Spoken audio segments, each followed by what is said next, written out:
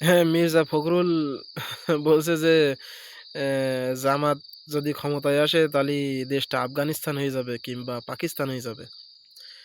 তা বলছি, গোয়া মারা তো খাইছিস, আরো খাবি। গত 17 বছরে ঘরের সামনে বেরোতে পারিসনি কোনো একটা।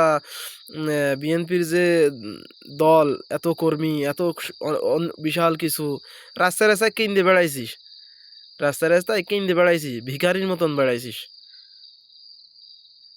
আচ্ছা, যদি দেশটা আফগানিস্তানই হয়ে যায়, আচ্ছা আমি মানলাম যে দেশটা আফগানিস্তান না, ইন্ডিয়ার আদর্শে তৈরি একটা কুসংস্কার, তাহলে তুই তোর বউ নিয়ে কেন আসিস নে? কেন তুই তোর কন্যা সন্তান কিংবা তোর শালি টালি ক্যামেরার সামনে নিয়ে আসিস নে? তোর বউর একটা খুব সুন্দর করে একটা ছোটোখাটো পোশাক পরিয়ে, হ্যাঁ, সাথে নিয়ে বেড়াতে পারিস, যেভাবে ট্রাম্প নিয়ে বেড়ায় তার ট্রাম্প লেডিকে, ওর যে ওয়াইফকে নিয়ে বেড়ায়, তুই এরম নিয়ে বেড়াবি, ঠিক আছে না? তাহলে তো দেশটা তোর হিসেবেই আফগানিস্তান হয়ে গেল। তুই তো তোর স্ত্রী কিংবা তোর মেয়ে কারোরে নিয়ে আসিস না, ছোটো কাপড় পরাইও নিয়ে আসিস না। আমরা তো এটা চাই, কারণ আমরা তো চাই যে তোর তোর পরিবারে যে নারীদের সৌন্দর্য আমরা দেখবো, দেখে আমরা কুসংস্কার করবো ভেতরে ভেতরে, তাই না?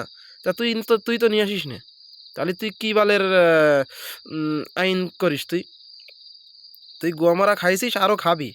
যদি আমলিগ ফিরে আসে, তা আমলিগ আগে তোদের ব্যবস্থা করবে, কারণ আমলিগদের চিরশত্রু হচ্ছে তোরা। তোরা ওই 17 বছরে সব ভুলে গিয়েছিস একটুখানি ক্ষমতার মসনদ পেয়ে।